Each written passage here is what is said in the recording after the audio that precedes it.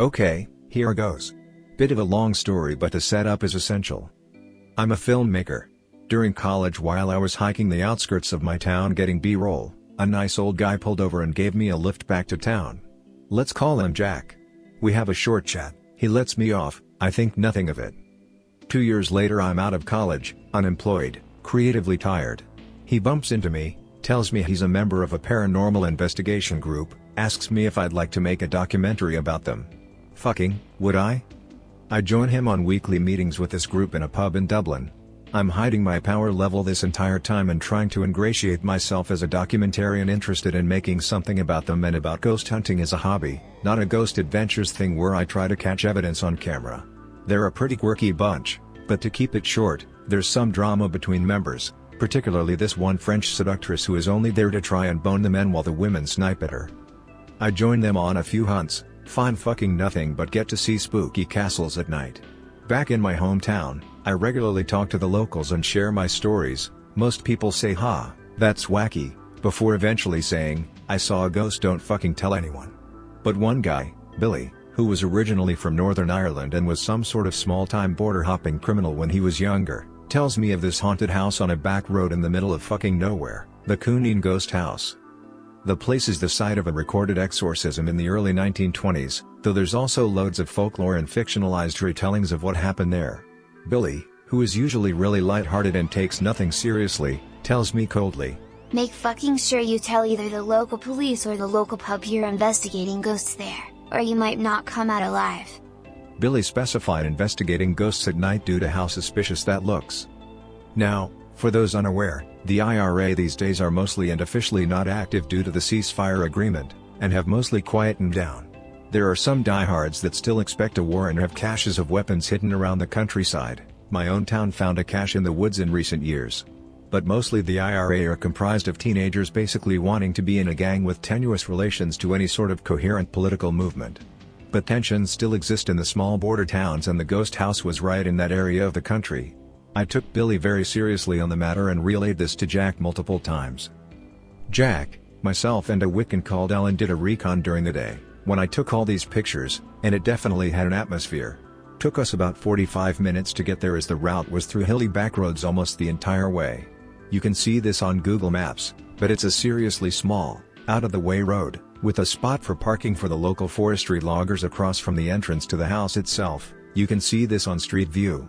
So we check it out, very spooky, then head back with plans to come back in a few weeks at night with the team for an official investigation. Now, because there was internal drama, this got fucked up.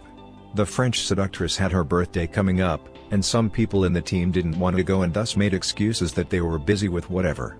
One of which was Jane, an obese woman who was the oldest extant member of the team. So come the night of the investigation, there's only 4 of us, me, Jack, Ellen, Jane. The rest of the team don't know where we are, we don't have all the equipment, and it's all very last minute. I would now like to mention that Jack was a horrible driver. Hilly backroads at night and a broken speedometer made this much worse. The 45-minute drive turned into a 2-hour drive. One of the roads Google Maps kept sending us down had an unmarked blockade in the middle of it, not so much as a sign or lights or anything. Jack had to slam the brakes to not crash right into it, and the stopping distance must have increased due to Jane's weight alone.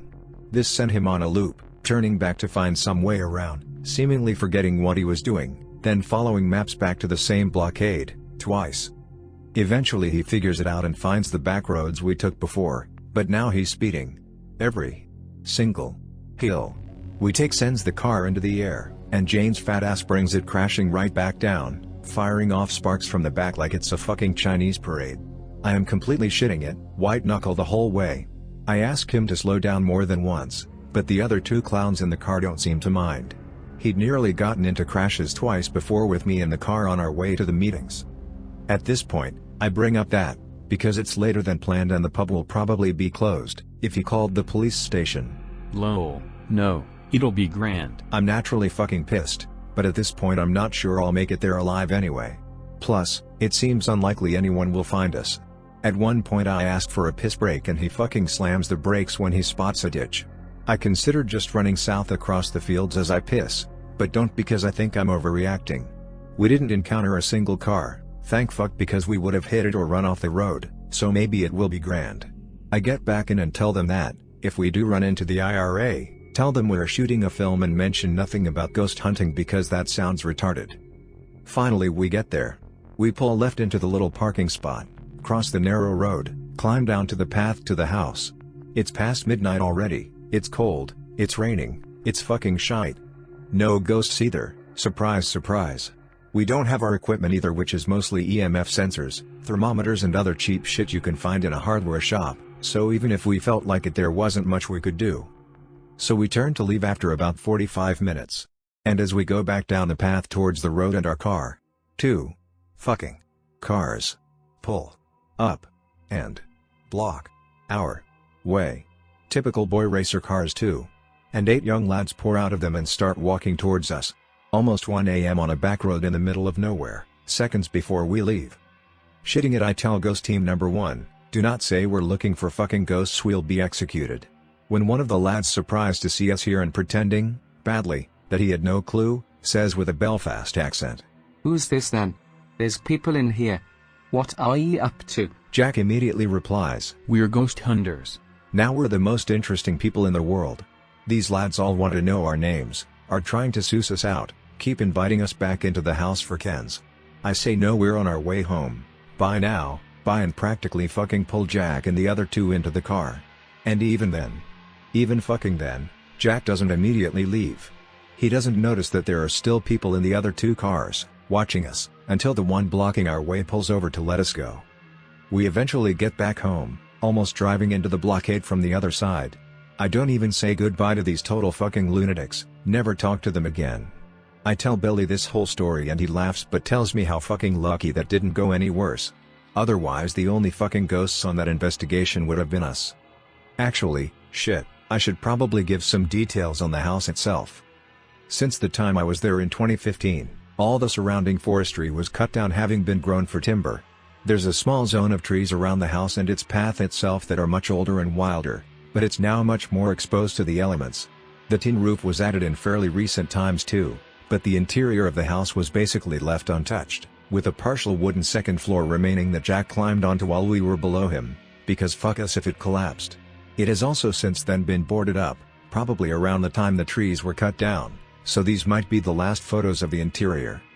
There are parish records of an exorcism on the house itself taking place in 1912, I think. Haven't kept links to my sources. It didn't work in the family living inside, reportedly a single mother, a son and a daughter, packed up and moved to America instead. That much seems to be true.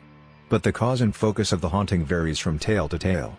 One I kept hearing was that the son just seemingly found a book of spells in the forests, and, I don't know, accidentally a poltergeist with it.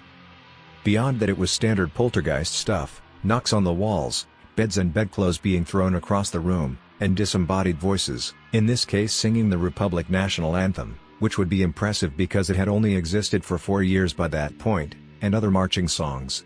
There's a weird, very niche superstition that ghosts will only follow people with Mac, or O, in their name, aka Catholics, but all of that just sounds like sectarian jabs. There's some articles online if you're interested on knowing more.